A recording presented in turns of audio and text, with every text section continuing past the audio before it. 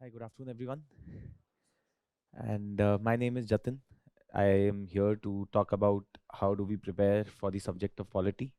I've been associated with VisionIAS for 10 years now, and I take the subjects of Indian polity, constitution, governance, internal security, and some portion of ethics as well. I'm also a practicing advocate at the Delhi High Court and the Central Administrative Tribunal, and I'm originally an engineer by education. I was also an aspirant, just like you, a few years back, and I gave all my attempts and appeared in the interview 4 times, personality test 4 times, but fortunately or unfortunately didn't make it to the final list.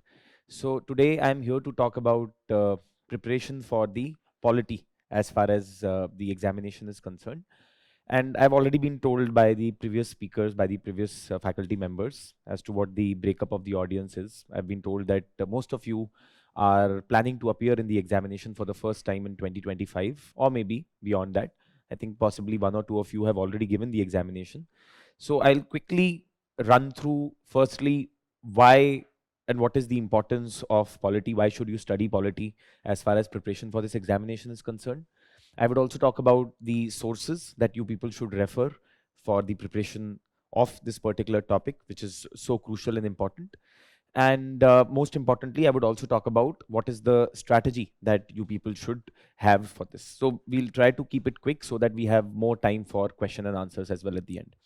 So firstly, let me talk about what is the importance of polity. Right? Apart from the fact that polity plays such a crucial role in our day-to-day lives, it has a very important role to play in getting selected for the civil services as well. If I talk about the importance of polity in our life, the electricity that we are receiving here, who is supposed to provide that electricity? Is it the state government? Is it the central government? Is it the local municipal corporation? Is it the Panchayati Raj institution that is supposed to be responsible for it? All this information and knowledge can only be gained if you understand the way the political system functions in India, the way the constitution has been written, and how things function according to the constitution. Not just that, but once you are on your way back home, you would be taking some mode of transport. It would either be metro or possibly some other form of public transport like an auto rickshaw or maybe a rickshaw, or you may be driving your own bicycle or car, or you may be just walking to your home. In any case, you would be again at the intersection of real life and polity. Why? Because the roads that you will be walking on, the metro that you would be using, the public transport that you would be using is again governed according to the constitution and the law which has been made in the country. So if you really want to understand how things operate in and around you, if we have to hold someone responsible, if the water does not come to my home in the morning, who should it be? I remember that once a friend called me up, this must have been 10-15 years back, and he said that I don't want to vote for this government. General elections were nearby, just like right now. And he told me that I don't want to vote for this government in the next elections. If you have your phones, please put them on silent. If you want to take a call, please move out of the classroom, take a call and then come back, right? Basic etiquettes. Now, that is also again a part of how we behave. That is also determined by the law. That is also determined by the constitution in many ways. So I was talking about a particular instance. A friend of mine, he calls me up early in the morning and he says that I'm very frustrated with the central government. For last 10 days, I have not been able to receive proper supply of water at my home, and I'll not be voting for this government again. So then I asked him that is it the center? So he started saying things about the prime minister and some of the ministers in the central government. This must have been 10-15 years back. So I said that, do you think that the prime minister is responsible for you not being able to get water supply at your home? So he said, yes, of course. He's the prime minister of the country. He should be responsible for it. That's the day when I realized that how important it is for each and every citizen of India to be able to understand the constitutional scheme, to be able to understand how the government function, which government has what kind of role to perform in our society, right? So that is one.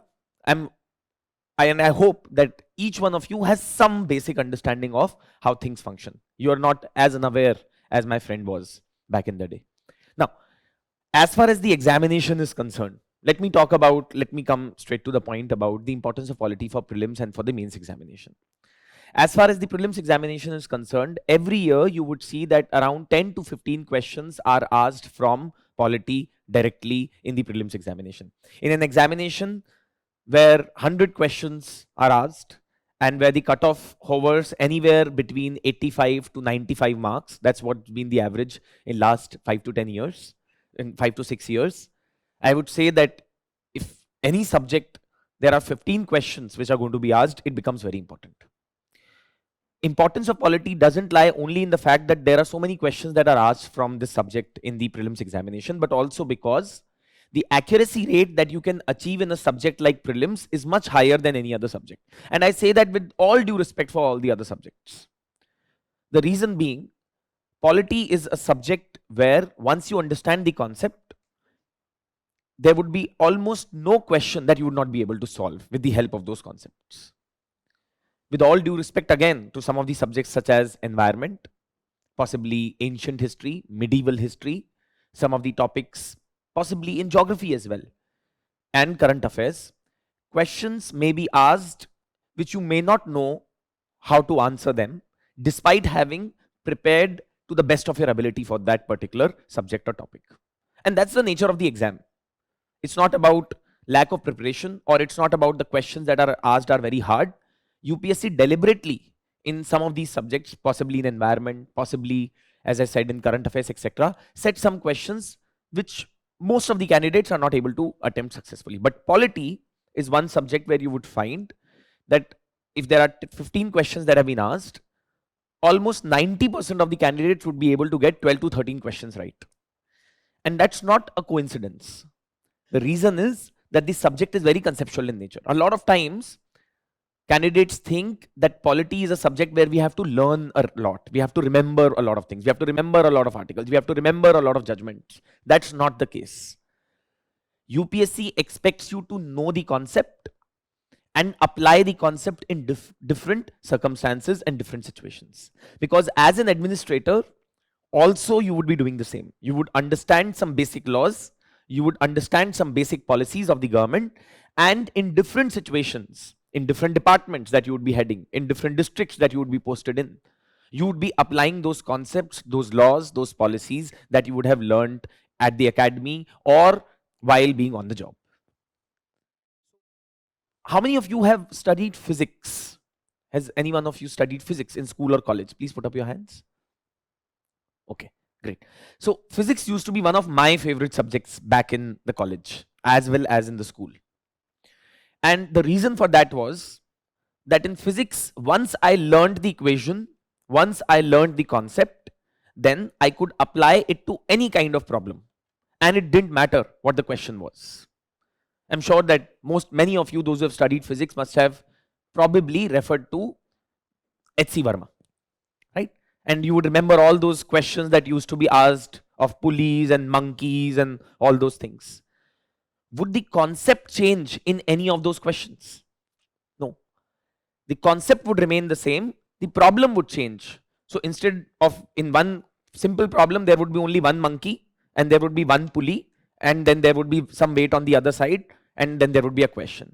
In a complicated question, there will be two monkeys, there will be some three monkeys on the other side, there will be some weight and something, there will be 2-3 pulleys, but the concept would remain to be the same. That's the good thing about polity. You understand the concept, you apply it in different circumstances, different situations, different questions. Chances of you going wrong are very less in a subject like polity. So the accuracy rate can be much higher in a subject such as polity as compared to any other subject. And this is not because this is my subject. I'm not saying this because this is my subject. I say this because it is how it is. In history, there may be certain facts. In geography, if you don't know the locations, it may be a problem. In polity, if you understand the law, if you understand the basics, then going wrong with a question is very hard. And that is why the accuracy rate is so high.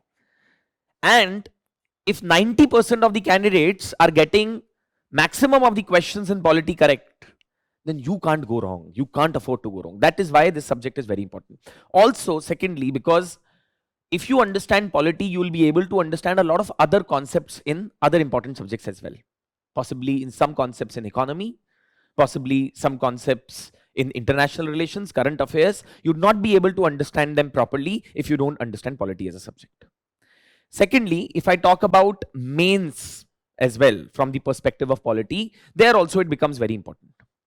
In mains examination, you people already know the scheme of the examination. I hope you all know that in the mains, there are 9 papers, out of which 7 are evaluated for your final merit list. And in those, there are 4 general studies paper, 1 essay, and 2 optional. In general studies, the second paper, almost 50 to 60% of that is related to polity. Around 10-15% is related to international relations, maybe 20%, and maybe 20% to governance, which is nothing but applied polity or application of polity or constitution or the concepts that you are going to understand in polity. Not just that, in essay, every year you would find that there will be at least one topic that would be directly or indirectly related to polity out of the 8 topics which are given to you. Also, in internal security, disaster management, economy, international relations, society, if you have to understand the concepts, it's important to know the law of the country. It is important to know the fundamental law of the land, which is the Constitution of India.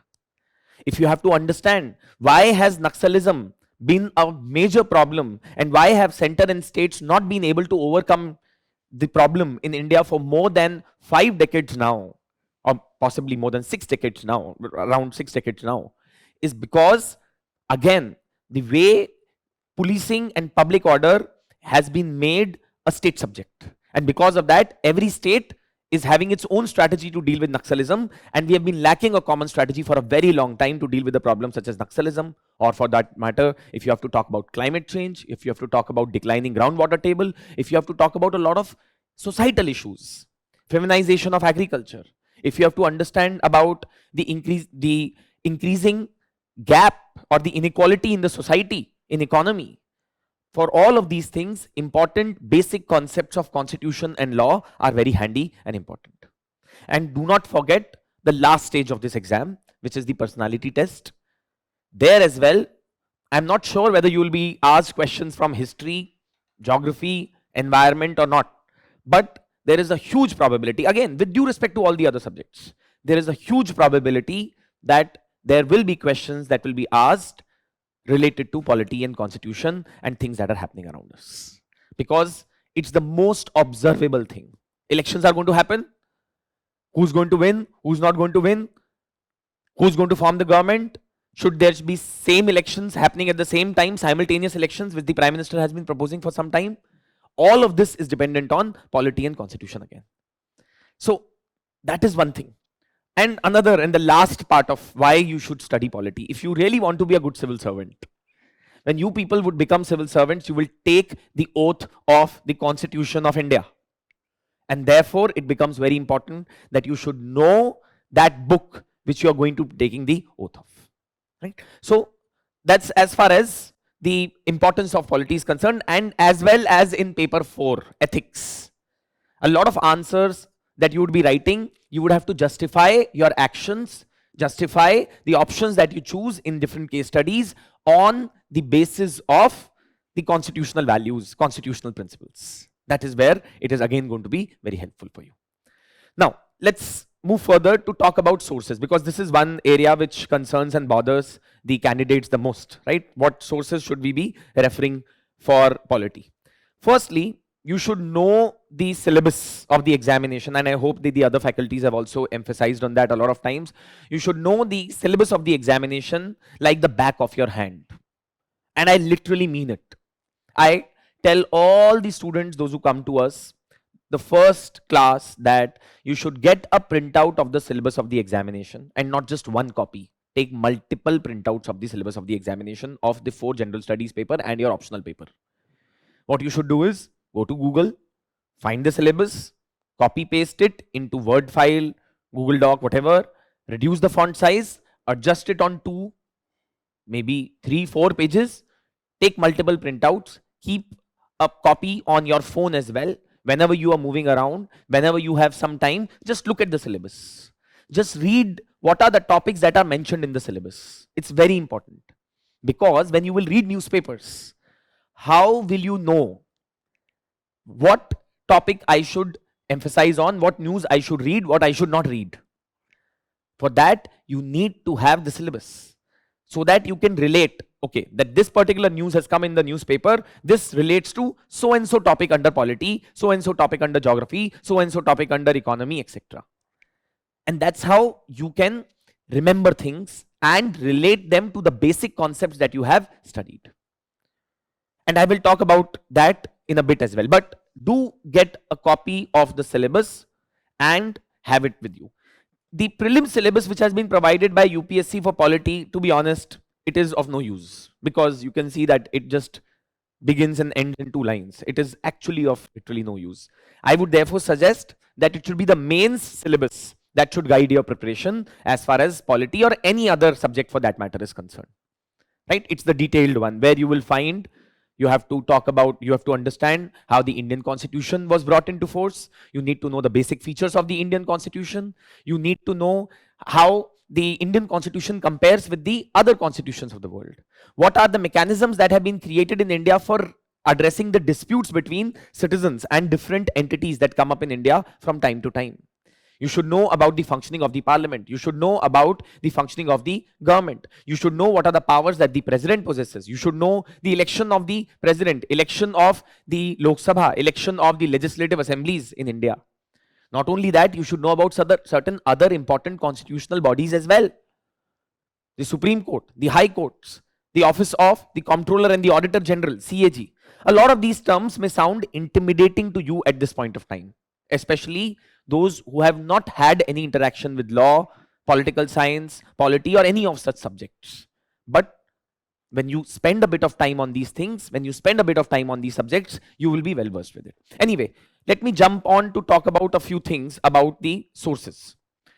As far as polity is concerned, if you are an advanced learner, if you have background in law, if you have background in political science, if you have some background in humanities, possibly history, something like that, then in that case, I would suggest that you can begin from reading Indian Constitution at Work, class 11th NCERT.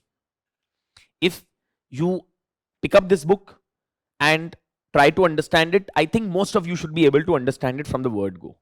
Let's say if you're not able to understand it, then I would suggest that you should refer these 2 NCERTs, Democratic Politics 1 and Democratic Politics 2, both class 9th and class 10th NCERT. Right? Ideally, I would suggest that anyone should read these 2 NCERTs and then go to this NCERT. These NCERTs have been written in a very lucid and a very simple manner. And the examples that have been given in these NCERTs are amazing. For example, one of the examples that has been given in the NCERT about why we need constitution, or why do we need rules according to which the government should function. See, government functions in India according to the constitution. The question is, why do we need the constitution? Why can't the government just follow the rules, which it makes itself? NCERT gives a beautiful example. NCERT says that one day in a class full of students, the teacher says that I have an immediate work to attend to. So she leaves the class and she says that I'll be back in a few moments. In the meantime, she appoints one of the class students as the class monitor, observer, supervisor, whatever, for the period of her absence, and she tells him that you will be taking care of the class and ensuring discipline in the class. The principal's classroom or the principal's office is next to our classroom. So ensure that there is no noise, ensure that no student is hitting the other, no one is creating a ruckus, no one is bullying the other students. And she places confidence and trust in him and she walks away. Now, this is where the problem begins. The student who has been made the monitor turns out to be the most mischievous boy in the class. And he himself starts bullying others in the class. He snatches lunch box of someone, he slaps someone, right? Kisi ladki ki choti kheench di, right? Something like that. He starts doing that. So, the NCERT explains this is why we need rules and constitution. Because the government which has been chosen by us to govern this particular country, there is a possibility that if wrong people enter the government, they may misuse their power against the citizens of the country. And that is precisely why we need constitution according to which the government should also function, which would limit the powers of the government. It beautifully explains why even for the monitor there needed to be rules. Otherwise, the monitor who has been appointed by the class or by the teacher, if he turns out to be evil, there is going to be no discipline in the class. So again, if you read the NCERTs, you will get these examples through which you can deeply understand the concepts of polity in a way no other book will teach you. So first is that. Secondly, some of the other essential sources that you should refer. See, there are numerous sources, but I would only suggest you to stick to minimal amount of sources for polity. The other source would be standard textbooks. Now, a lot of people talk about M. Lakshmikant. Of course, I wouldn't say that it's a bad book or a good book or whatever. I have my own views on that book, but I would suggest if you were to refer one book, standard textbook for UPSC, it should be Our Constitution by Subhash Kashyap. Actually, Subhash Kashyap has written 3 books. And he was someone who worked in the parliament for a really long time. He was the former Secretary General. And therefore, he spent a lot of time working in the parliament. Someone who was an expert on not just the constitution, but the functioning of the parliament as well. I would suggest that if you have time, start by reading Our Political System, written by Subhash Kashyap. Reason being, it's a book that is published by the NBT, National Book Trust. And if you are appearing in a government examination, then it's important that you refer sources which have been published by the government and not some other sources. Our Political System is a gem of a book. If you read that book, you will get a very good comprehensive understanding, not just of the constitution, but a lot of other things which are required for reading the newspapers and preparation of the examination. Secondly, if you don't have time, you straight away read Our Constitution, written by Subhash Kashyap. But if you do have time, read Our Political System and then read Our Constitution. You will easily be able to find these books in the bookshops. If you don't, you can always buy them from NBT as well directly. You will have to just search on Google where the NBT books are available. They are available here at some of the metro stations as well. And you can buy it from there. Right? So that's the second thing which I would tell you. If in case you are an advanced learner already, you may read D.D. Basu as well. This is actually my favorite book as far as constitution is concerned. I must have read it 100 times. But the problem with this book is that it may be a bit too complicated for someone who doesn't come from legal background. So I would suggest that if you are advanced, go to D.D. Basu. If not, refer Subhash Kashyap. You can refer M. Lakshmikant as well. Of course, a lot of toppers, a lot of people would suggest that. But I will tell you what the problem with M. Lakshmikant is. One, I find it very boring to read. Our Political System is not like that. Second problem with M. Lakshmikant, it will help you to gain concepts for prelims, but for mains, you wouldn't really know what to do with the questions. And I will talk about that in a bit. Then, apart from that, you should have previous year questions from 2013 onwards, since the pattern of the examination has changed. And for mains and prelims, ideally, they should be segregated topic-wise. Don't go for these solutions, for these question papers, which have solutions as well. Just purely questions, that's it, nothing else. If you can't find it, just go on UPSC website and you can download it from there. Then, apart from it, the bare act of Constitution of India. if you have to really build an understanding of the Constitution of India, then it's most important that you refer the Constitution directly to understand the Constitution. You can find this bare act of Constitution of India anywhere. You can look it up on any of the e-commerce websites. You can find it at any of the bookshops as well. Don't buy bare act of the Indian Constitution with commentary. Just tell them, meko bare act chahiye. I just need a bare act. Bare act means Constitution of India, and that's it, and nothing else. Right? You will be easily able to find it from different publishers. This one is from Universal LexisNexis, which is one of the largest publishers of the law books in India. But you will find it from different publishers as well. Don't worry about the color and the size and the shape of this, because the content is going to be the same. Because a lot of times I see students are when they look at me reading from the Constitution, and when I explain things to them, they think that probably in my copy of Constitution there is something special that has been written. And then they come and try and look at it.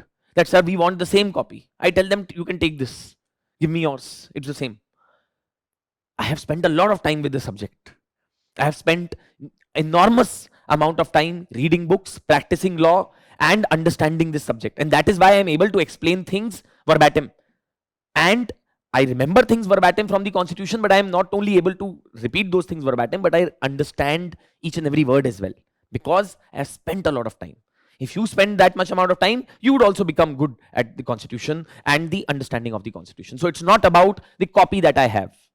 It is much more than that. Please understand that. Anyway, now, as far as adding more value to your current affairs perspective preparation is concerned in polity, I would suggest refer the Mains 365, PT 365. There are other coaching institutes, yearly current roundabout magazines as well. You can refer that as well, but I believe that these are two magazines which are prepared with a lot of effort, with a lot of dedication by our team. You can refer them. It doesn't matter which year you refer, to be very honest, because a lot of times the issues remain to be largely the same. Of course, when you're preparing for 2025, you should refer the copy for 2025. But even if, let's say, when you're preparing polity topics, you refer the Mains 365 or 2023, it is perfectly fine, because basic topics and basic issues will remain to be the same in Constitution, that you will get an understanding of by reading any of these content. Also, read Indian Express Explained. I think Indian Express has done a tremendous job for all the civil services aspirants, which no other newspaper or magazine has done. They have simplified the content to such great extent today that I would definitely suggest that you people should refer the Indian Express and the Indian Express Explained and UPSC Key and a whole lot of other features that they are coming out for UPSC specifically. Don't miss it. They explain things very simply. They pick up topics which are very relevant. Not just that, but after that, they give some questions as well at times in UPSC Key segment, etc. You may not be able to find it in the printed version, but in the online version, the e-version of the e-subscription of Indian Express, right? So you can refer that. Of course, the editorials in the Hindu, but you have to be a bit, take things with a pinch of salt when it comes to the Hindu, because a lot of times they write a lot of articles which may be criticizing the policy of the government. Yes, you should know the criticisms of the policy of the government, but ultimately you people are going to become civil servants. You should have a balanced perspective. So you should know the good things as well, right? At times in Hindu, they tend to go a bit overboard with the criticism. So just take those things with a pinch of salt. And you should use your own wisdom to understand what I should write, what I should not in the examination. And how you get an understanding of what is to be written, what is not to be written, that also I will talk about. Then you may refer the summary of the ARC reports. All of that is available on the internet. You can find it for some of the specific topics such as e-governance, etc. And PRS website for policy briefs, important bills, legislations, etc. that government keeps coming out with from time to time, right? So this is as far as the sources are concerned. Now let's move on. Let's talk about the strategy. Okay, how do we prepare the subject of polity as such? I'm looking at my watch again and again because I just want to ensure that we don't go overboard with the time, right?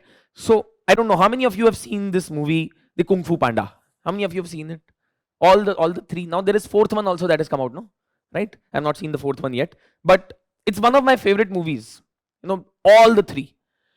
Reason being because there is always one lesson which is there in each of these movies. And I think it was in the first or the second one in which the Panda comes to know that there is no secret ingredient. There is no secret ingredient to success. It's you only. Why I say that is because a lot of times people are looking for the right strategy.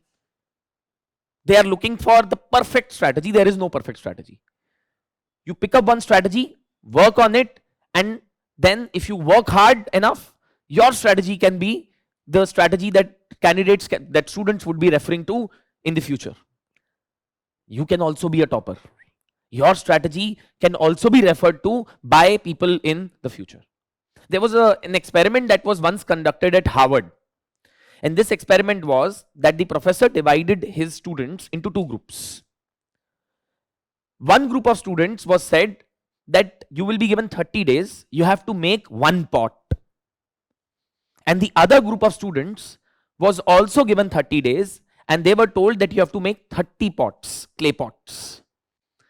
And once the experiment was over, he called experts from different parts of the world to rate which are the 10 best pots. Our understanding would tell us that if a group of students worked for 30 days on one pot, it must have been a masterpiece. And if X number of students worked on 30 pots for 30 days, they must not have been as good as that one pot. But the reality was that the top 10 pots, all of them were from the group that prepared 30 pots.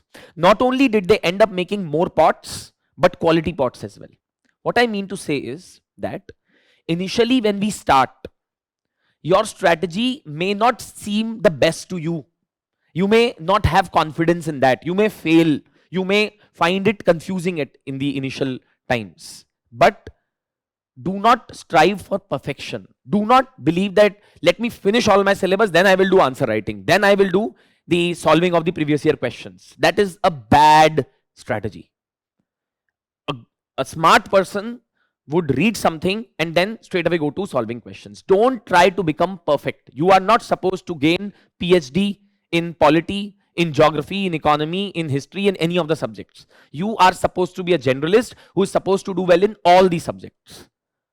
And that is one thing which you should keep in mind. And therefore, whatever strategy, whatever one book, whatever sources that you have picked up, have faith and confidence in that.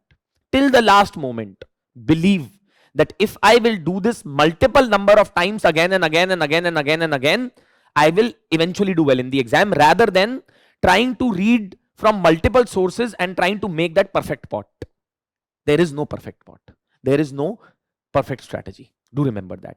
But anyway, since we talk about strategy, you may refer to this. Firstly, please refer the syllabus and you should know it very thoroughly, as I said. Second, cover the NCERTs. Once you know the syllabus, cover the NCERTs. Read the NCERTs that I talked about. Then, the next step should be pick up previous year questions. Don't just straight away jump to reading that textbook. Pick up previous year questions for a specific topic that you want to read from the book. Read those questions, prelims and mains both. You may not make any sense of those questions in the beginning, it is fine. But just read them once. Spend maybe 10-15 minutes on those questions first. And then the second thing which you should be doing is read that topic related to those questions from the standard textbook. And then again go back to the questions. That way you will actually be able to understand that whether what was required from that particular topic for the exam perspective, you have gained it or not. Or do you need to read it again to get more conceptual clarity. Then once that is done, after that, refer the PYQs again and practice some answer writing, some MCQ solving from test series, from questions that are available very easily. You can find the test series of different coaching institutes. You don't need to necessarily enroll in them. You can enroll in one for getting the real feel of the exam. But you can get questions of them all over the place in Mukherjee Nagar, Rajendra Nagar, wherever you are. And you can solve questions for practice to gain more confidence at that particular topic. And then revise, and then practice. Then again revise. The more number of times you revise the same content, more prepared you will be for the exam, because UPSC is going to test you with minutest of the options here and there. And you may get confused if you are not very, very thorough with the content. If you have read a content from multiple sources, you may get confused. So try to stick to only one source as such. Anyway, now let's quickly move on to one more aspect of strategy. How many of you have any answer to this question? Should I prepare for prelims or should I prepare for mains? How many of you think we should prepare for prelims first? How many of you think we should prepare for mains first? Okay. Now, my answer to that would be neither you should be preparing for prelims nor for mains first. It should be an integrated preparation. Prepare the topic. You should not emphasize on trying to only cover either questions from perspective of prelims, basic knowledge, or only from the perspective of mains, arguments for, against, etc. It should be a thorough preparation of every topic. And then whatever be the question, whether it is in prelims or mains, you will be able to deal with it properly. For example, if I were to tell you, I were to give you an example. A question was asked, let's say this is one question that will be was asked in the prelims examination related to the Keshwananda Bharti case. That is, which of the following constitutional amendments were enacted in response to the Keshwananda Bharti case, or which of the following provisions were enacted in response to the Keshwananda Bharti case. In this, you need to have the understanding of what Keshwananda Bharti case judgment was of the Supreme Court of India, and then why the Parliament did not like that judgment and they went ahead and made some changes in the constitution in order to overcome that judgment in Keshwananda Bharti case. Here you need to have some basic knowledge, but you need to have an integrated knowledge as well. Now in mains, how would this question be asked?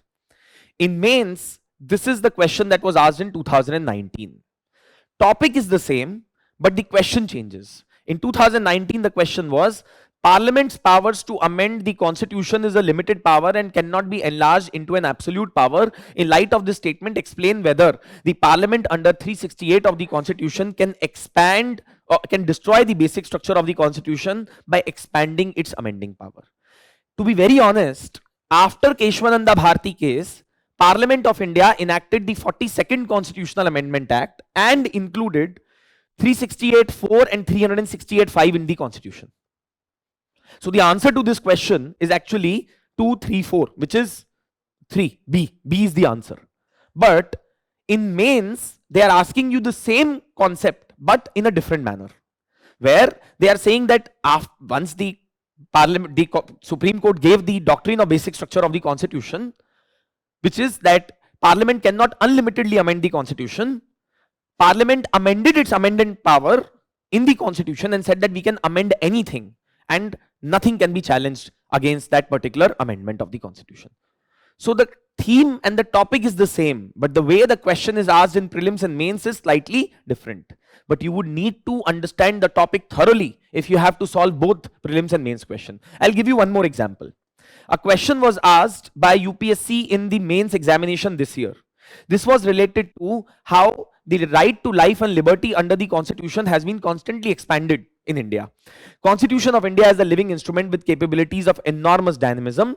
It is a constitution made for a progressive society. This is a statement you have to illustrate with special reference to the expanding horizons of right to life and personal liberty. So it is just asking you, how has right to life and personal liberty under Article 21 of the Indian Constitution been expanded through multiple judgments of the court, through laws that have been made in India, through policies that have been made by the government?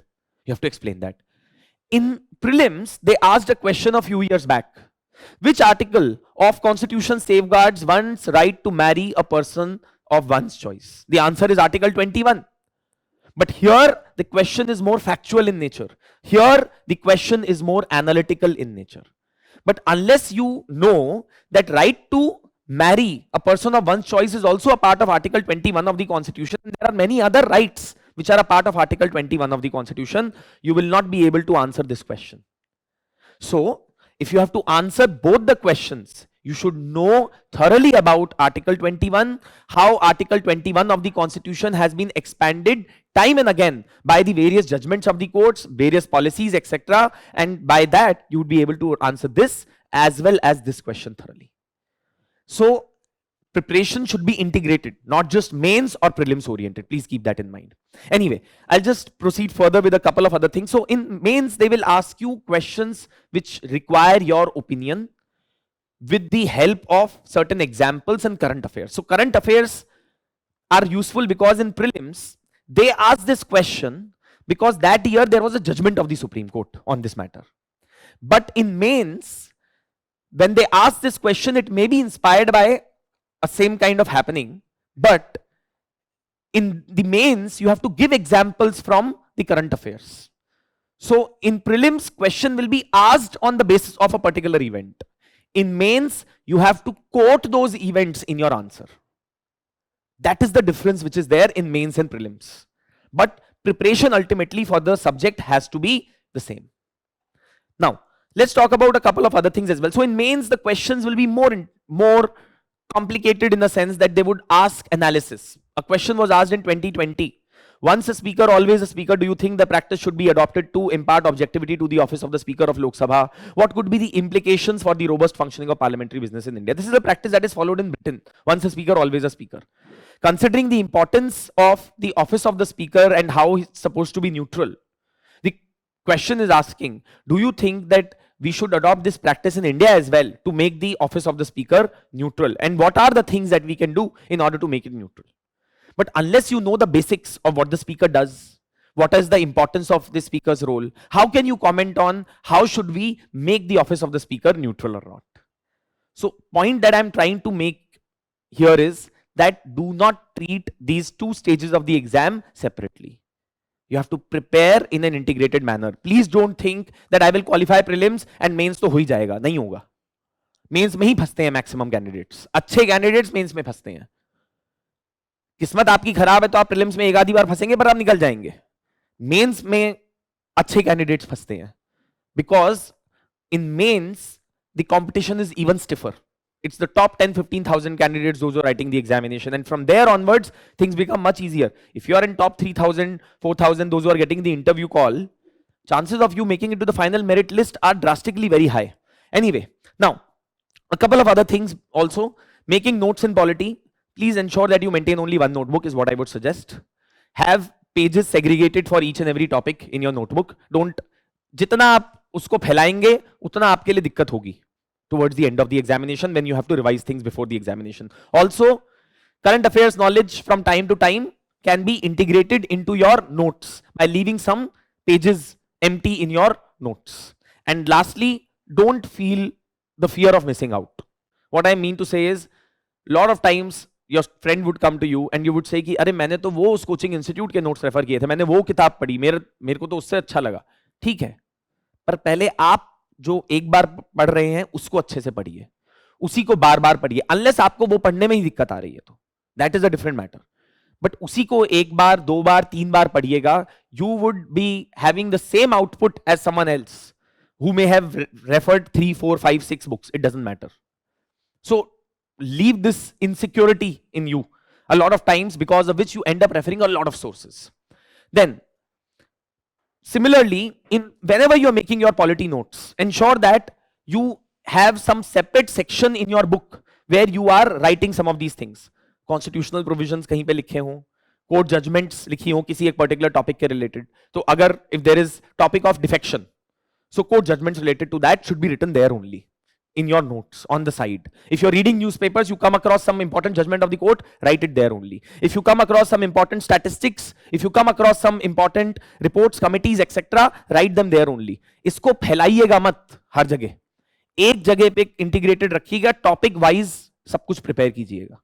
So that when you're writing the answers, now if you see, this is an answer which has been written by rank 78 of 2021. A question was asked that identify the issues that have contributed to decline in performance of parliamentary standing committees in India. Now, she said recently matters taken up by parliamentary standing committees has witnessed a decline from 71% during 11th Lok Sabha to 11% in 17th Lok Sabha. She must have got this statistic from some newspaper report. She got this as a part of her notes, and then when you're revising, you remember this statistic. कभी भी question आए लोकसभा की performance पे, parliamentary committees की performance पे, you just straight away remember this number and quote it in your answers. Definitely you will end up getting more marks than the competitors. So do this exercise from the beginning because you people have an early advantage. Do it from day one. Don't wait for the last moment कि ये सब इकट्ठा बाद में करेंगे. कभी इकट्ठा नहीं होगा बाद में, ये उसी समय कीजिएगा. Again, don't be that group of students जो कि 30 दिन में एक पॉट बना रहे हैं. 30 पॉट बनाइए, कोई दिक्कत नहीं है. But even if they are imperfect, you will improve by the time you make the 30th one. And value addition can also be done by drawing diagrams. तो अपने आंसर्स जो आप नोट्स बना रहे हैं वहीं पे आप अपने ऐसे माइंड मैप्स बना सकते हैं, कुछ डायग्राम्स बना सकते हैं, so that you can revise it as well and you can then replicate it in the exam as well. आपने पहले अगर डायग्राम नहीं बनाया, एग्जाम में जाके नहीं बनेगा. आप सीधा पिकासो नहीं बन जाएंगे एग्जाम में जाकर कि वहां पे एकदम हाथ चलने लगेगा और डायग्राम्स बनेंगे. Nothing is a coincidence. तुक्के से कुछ नहीं होगा एग्जाम में. प्रेशर इतना होता है, 3 घंटे के अंदर आपको 4000 to 5000 वर्ड्स लिखने होते हैं इन द मेंस एग्जामिनेशन. सर उठाने का समय नहीं होता है, मैं आपको बता रहा हूं. और ये एक्सरसाइज आपको 7 बार करनी है. 7 times you have to do this plus those 2 papers of language. It is very very very grueling. एकदम पूरी तरीके से आपकी जान निकाल देगा exam. Mains examination specially. Prelims तो 2 घंटे का ही है सिर्फ. मेंस में प्रॉब्लम ये है, सुबह उठेंगे 8 बजे, 9 बजे जाएंगे पेपर के लिए, 9 से 12 पेपर देंगे, 2 से 5 पेपर देंगे. जैसे ही वापस घर आएंगे या जहां पे भी जाएंगे, देन नेक्स्ट डे अगेन फिर उठ के वापस 9 to 12, 2 to 5. Then you will get some days break in between, then again the same cycle. When we gave the exam, I gave 9 exams in 6 days. You people are lucky. अभी तो exam थोड़ा सा space out कर देते हैं. अब तो 1 हफ्ते का गैप मिल जाता है. वो भी नहीं मिलता, अब वो भी नहीं मिलता था हमें. So it can, you never know, UPSC हो सकता है कि उसको वापस से वैसा ही कर दे, क्या पता, इसका भरोसा नहीं है कोई. So you have to prepare yourself mentally like that. Anyway, a couple of things more. How do you evaluate your own answers? See, I wanted to talk about a lot of things, but we have kind of run out of time. But how do you evaluate your own answers? What I would suggest is that you pick up previous year topper copies. Go to VisionIAS website, go to resources, topper copies, download a few of them. Look at some questions. Once you have prepared some topics, look at some questions on which the toppers have written the answers. First, try to write your own answer and then try to evaluate your answer with the help of the answer that has been written by the topper. See what else I could have written. How can I improve my answer writing? Observe topper answers. Very, very important. Students come and ask us often, sir, अच्छा answer क्या होता है? हमें क्या पता? अरे इतने resources available हैं प्रीवियस ईयर टॉपर कॉपीज के, उसको रेफर कीजिए. उससे आपको समझ में आएगा कि what is a good or a bad answer. Please spend time on that. I wanted to discuss about all of these things, but we just don't have time for that, right? So all of this you will be able to find on our website. You can refer it from there. Then a few more things before we go into question and answer. Some of the common mistakes that you should avoid. Prefer practicing over reading a lot of content. This is the statistic of 2022 toppers. You see the number of tests each one of them has written on an average.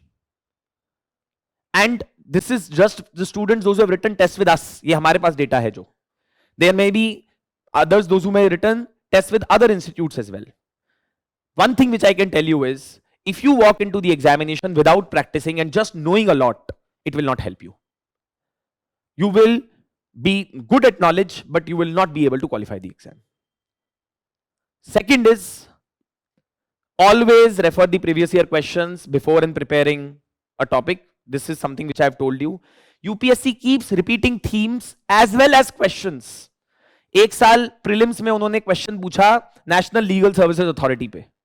उसके 2 साल बाद they asked a question in mains on national legal services authority. 1 year they asked a question in prelims on contempt of court. 1 year they asked a question on mains on contempt of court. They repeat the themes. Some of the themes are favorite for UPSC. Observe them by referring previous year questions. I can tell you this by experience, 90% of the candidates have no clue about previous year questions. आप कुछ मत कीजिए, सिर्फ 10 साल के previous year questions और basic किताबें पढ़ के जाइएगा और थोड़ी practice कीजिएगा. I'm telling you, you will do better than most of the candidates in the exam because people don't solve previous year questions. I don't know why. I don't know who has told them not to do that. Then practice answer writing with the help of newspaper article. जैसे और आज से ही कीजिएगा. Newspaper में Indian express explained का एक article आया, understanding the delimitation exercise. आपने आर्टिकल पढ़ा, उसके बाद अपने से ही उसके ऊपर एक क्वेश्चन बनाया. इंडियन एक्सप्रेस तो क्वेश्चन भी बना के दे देता है. And write the answer to that question on the basis of the article that you have read. You will fail initially, you will fail miserably in writing answers. You will feel very frustrated. But do remember that when you see any of your favorite sports person, any of your favorite movie stars, any of your inspiration, you only see the result, the final output. You don't see the failures that they have had. If you were to ask me who's one of my favorite cricketers, I would say MS Dhoni. I'm sure many of you also would agree. Many of you also would have him as your favorite cricketer. We only look at that 6 which he scored, which got us the World Cup, and he won so many trophies and everything. But we must not forget that he faced a lot of failure as well before he reached there. Initially, it will be hard. It will be difficult when you will write answers. But धीरे धीरे practice करते करते आप वहां पहुंच जाएंगे. And then also, it takes time. Be patient. Right? Building a skill requires a lot of effort and time. UPSC is a marathon. It's not a 100-meter sprint. It's not a 100-meter race. So don't try to race from the beginning. Maintain a consistent pace. Be consistent with your preparation. Biggest problem that I see with the candidates is they read a lot 1 day, 2 days, 3 days. पहले महीना बहुत जोश होता है, फिर सारी हवा निकल जाती है. इस एग्जाम की सबसे बड़ी दिक्कत ये है कि the cycle is so long. You have to keep yourself motivated for a year. And that's why I always say that form a habit of studying for at least 4 to 5 hours on a daily basis. 10 घंटे पढ़ने की जरूरत नहीं है, ये सब फालतू की बात है. If you study 4 to 6 hours on a daily basis for 1 year, you stand a very good chance at qualifying this examination. But it has to be very consistent. The basic rule to forming any habit is never miss 2 days in a row. But that doesn't mean कि आज नहीं किया, कल किया, फिर अगले दिन फिर मिस कर दिया. Right? Do you understand? Never miss 2 days in a row. There are books which are available, which you can read in order to understand how to form habits. There is a book which has been written called as Atomic Habits. Many of you may have read it as well. It's one of my favorite books. In that, he suggests a very simple strategy to form a habit. You keep one bowl, one jar of chits, and which is full of chits, and one empty bowl. Every day, let's say when you have set a target for yourself, I will write 5 questions. Answer to 5 questions. जिस दिन आपने 5 questions किए, एक chit इस jar से उठा के इसमें डाल दी, एक चिट एक जार से उठा के इसमें डाल दी. That way, you will actually see how, in reality, your habit is being formed and how you are forming a particular pattern of doing certain thing again and again and again. Otherwise, अगर आप इसको दिमाग में सोचेंगे तो ठीक है, हाँ मैंने किया, बहुत सारे आंसर लिखे हैं. But if you're doing it on a daily basis, you will have motivation कि मेरे को अब ये जार भरना है अपना जितना जल्दी हो सके. Right? So you are seeing something which is practicable, and seeing is ultimately believing, is what you have to understand. And then one last and most important thing from my end, when you are getting into preparation for this examination, please understand the examination is tough, the competition is very stiff. Only 1 out of 1,000 will get selected. This is the nature of the exam. Therefore, I always tell all my students, do not ever prepare with this examination कि मेरे को तो IAS बनना है. Prepare this examination with the perspective that I have to become a better version of myself by every passing day when I prepare for this exam. रोज जब मैं रात को जाके सोऊं, I should be a better person, I should have more knowledge, I should have better understanding by the time I go back to bed. That is what my perspective should be, rather than qualifying exam. Because if you build this pressure कि मेरे को prelims qualify करना है, mains qualify करना है, नहीं हुआ तो parents क्या सोचेंगे, वो क्या सोचेगी, ये होगा, वो होगा, all of that you will think, you will crumble under pressure at some point of time. Just focus on doing things right every day, and you will ultimately achieve your goal. Right? Thank you so much for listening very patiently. If you have any questions, we have 5 minutes for questions, and then we can let Piyush sir come in. Yes, any questions that you have? Yes, can you please pass on mic? वहाँ पे भी दे दीजिए, यहाँ पे भी दे दीजिए, इनको भी दे दीजिए, इनको दे दीजिए एक तो, और इनको भी दे दीजिए एक यहाँ पे. Sir, how to do revisions? Of what and at what stage? Of the chapters we have read in a week. How to do revision? In my opinion, the best way to revise is by attempting questions. write as many answers as you can, solve as many questions as you can. Because one way of revising is by referring the book and the notes again and again. But that way, you will only be able to retain knowledge, but not be able to apply it. This exam is all about application. So revision should be done more by practicing answer writing and solving questions rather than just reading the book. जब आप एक topic पढ़ लें, revision जो है उसका मतलब है आप क्वेश्चन सॉल्व कीजिए. अगर क्वेश्चन गलत होता है तो उससे सीखिए. जब आप टेस्ट देते हैं तो सीखिए कि मैंने क्यों कोई गलती करी, किस तरीके की गलती करी. What should I do in future in order to avoid that mistake? That is what revision means in this examination. Right? Yes. Sir, our Parliament by Subhash Kashyap, we should refer that. Okay. Also. Now, our Parliament by Subhash Kashyap is also a good book, but the problem is that it gets too much into details of functioning of the Parliament, and that is not required for you. Because if you look at the questions which are asked in UPSC, in prelims examination, they hardly ask questions related to procedures of Parliament.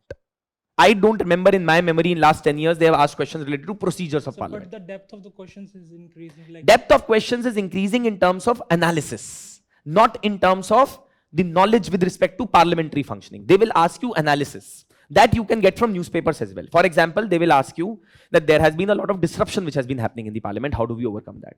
How do we ensure that parliament can make laws in an effective manner that fulfills the aspirations of the people of the country? उस तरीके के analytical questions पूछेगा वो parliamentary functioning से related. That is why I did not mention about our parliament, because it goes too much into depth of parliamentary functioning, which is not required for you, because UPSC in prelims doesn't ask those questions. And in mains, questions are more analytical, which can be tackled if you read newspapers also. Okay? Sir, one more thing. Sir, Bear Act. Recently, Supreme Court extended the scope of Article 14 and 21. तो sir उसको कैसे update करें bare act में? Bare act में तो update नहीं कर पाएंगे आप. For that, you will have to read newspapers, current affairs. But UPSC will not ask you question. See, UPSC ऐसा नहीं पूछेगी कि आप क्वेश्चन से जब देखेंगे प्रीवियस ईयर, यूपीएससी ऐसा नहीं क्वेश्चन पूछेगी कि अच्छा आर्टिकल 21 में कौन कौन से राइट्स इंक्लूड है, ऐसा नहीं पूछेगा वो या तो बिल्कुल स्पेसिफिक क्वेश्चन पूछेगा कि ये जो पर्टिकुलर राइट है ये कौन से आर्टिकल से फ्लो करता है, या फिर वो एक जेनरिक क्वेश्चन पूछेगा, जैसे उसने आर्टिकल 21 के लिए पूछा कि how right to life and personal liberty has been expanded. वो आपको न्यूज़पेपर आर्टिकल्स पढ़ते हुए भी अंडरस्टैंडिंग बन जाएगी. ठीक है? Yes, any other questions? Yes. नहीं, you can speak louder, I know that. Yes, sir. I just wanted to know, in certain mains questions, there were statements like once a speaker, always a speaker. So what is the reference point that UPSC takes those statements from? Like, is it NCERTs or it can be any other standard textbooks? Okay, so question like once a speaker, always a speaker was asked out of newspaper editorials. That year, there was a lot of debate about the problems associated with the neutrality of the office of the speaker in India. And there were newspaper editorials which talked about how in Britain they follow this particular principle of once a speaker, always a speaker. Also, when you prepare the topic of Indian comparison, constitution comparison with that of the other countries, you would read about the position of speaker in UK. And you would get to know about this, and that is the reference. So it's not that suddenly out of the blue UPSC asked a question like that. Most of the questions, if you want to, you're more interested in source and inspiration of questions asked by UPSC. If you go to our YouTube channel, you will find analysis of previous year questions, previous year papers, 23, 22, 21. I only have taken it for polity and governance. In that, I have discussed how and why did UPSC frame a particular question in a year, and what was the source that you could have referred to prepare that kind of a thing. And believe me, it is all within your reach. ऐसा नहीं है कि वो एकदम कुछ भी पूछ लेगा. ठीक है? Yes, any other questions? Okay, fine. Thank you so much for listening so patiently. This is my email ID. If you have any doubts, etc., you may mail me. I'm a bit slow to respond to mails, I'll be very honest, but then I will definitely respond. I have given link for my Telegram channel as well. I am very infrequent there. I keep sharing things there as well. And possibly in future, we will get to interact more. Right? Wishing you all the very best. Thank you so much.